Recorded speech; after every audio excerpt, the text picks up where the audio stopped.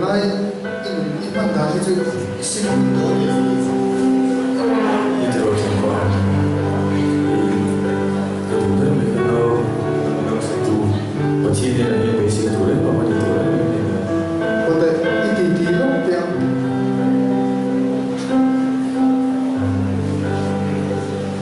lomba hari mai tu siapa deh hari ini lah inawo pulau tu kan angala di nama jadi aku verang sana kami simbolai sana lain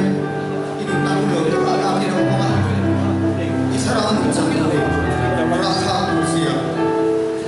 mai tu siang oleh bagian mai lah kedua ni nanti yang itu orang semua masih kau mesti betul nak betul semuanya semuanya mesti lalu macam itu betul boleh orang lain yang pernah bilang sama okey lah semua betul apa itu lalu kalau yang ada itu lalu ni lumai mata je